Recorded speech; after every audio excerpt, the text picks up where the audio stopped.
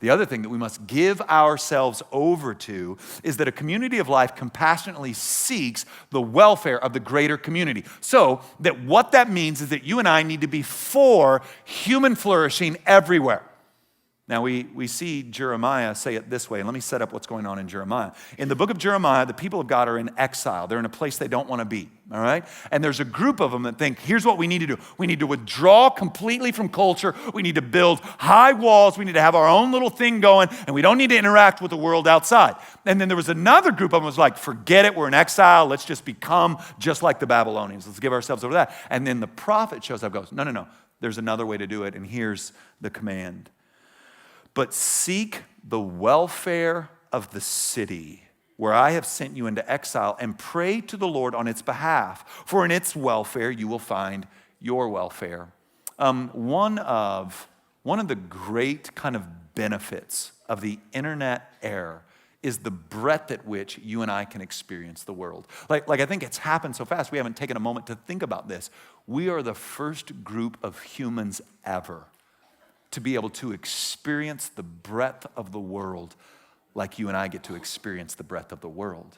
And yet one of the unintended consequences of that breadth has been a loss of depth and rootedness to where we actually are. So, how do we be a community of life that lives for and seeks the welfare of the greater community? So I'm gonna throw out some really easy ones. Meet your neighbors. And so you're like, oh, okay. Know their names. Take walks around your neighborhood. Live more of your life in the front yard. Bring a welcome basket to a newcomer in your neighborhood. Make too much of your favorite dish and share a plate. How about this? Ask for help. You're going to build a fence. You got to say, ask for help. Right? Or how about this? Offer help. Don't just bring by like, Bill, you building that fence? Golly, was that 8 feet? That looks miserable. Like, just don't be like, stop. Can I help? Like, look, this is seeking the welfare of the city. How about this one? Because you'd never guess I'd say this at church. Throw a party for your neighbor. Like, literally, throw a block party.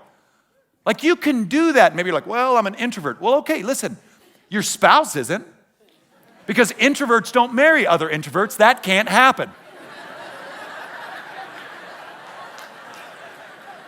Right? So one of you is the extrovert. So have the extrovert drive it. You come out introvert, meet a couple of people, go throw up, and then come back out and meet a couple more people and throw a party. Like, who doesn't like a party? Now, I wish I could say, man, we threw a party in my neighborhood, but we didn't. One of our neighbors did. One of our neighbors at the end of the street threw a big party and invited everyone on the street over.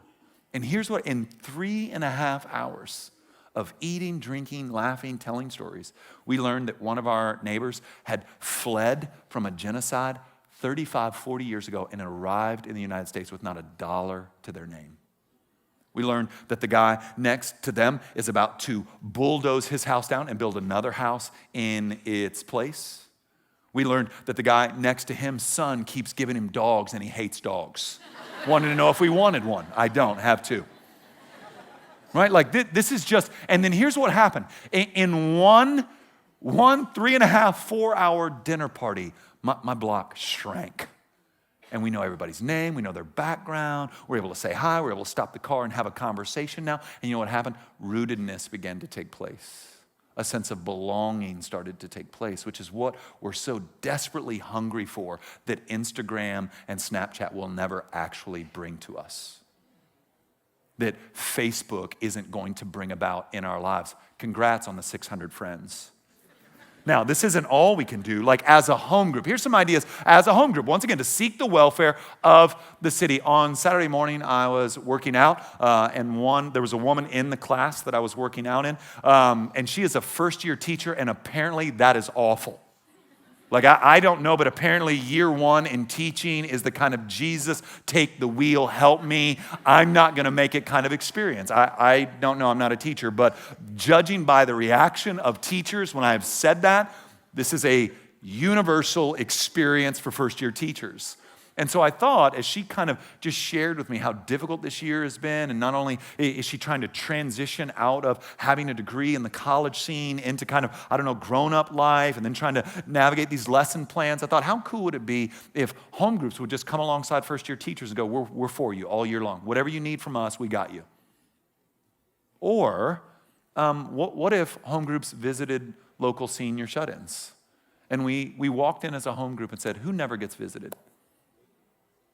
Whose family either lives in another state or is unable?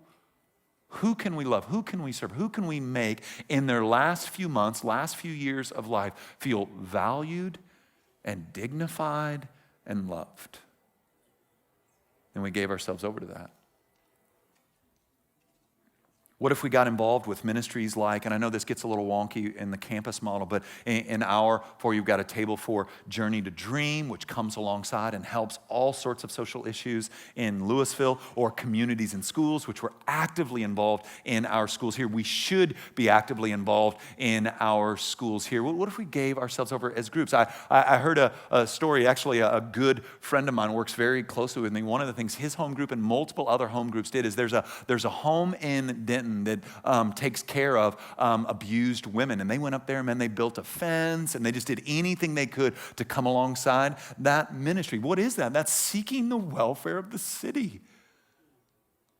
And I know some of you are like, well, what about evangelism? Goodness sakes, well, what an opportunity for evangelism at every turn. And I'm not saying you throw a party at your house and, an hour in, go, I'm glad you all come, if you'd have a seat. Now, if the Spirit leads you, okay, but I'm saying that the fertile ground of soul winning is almost always rooted in relationship.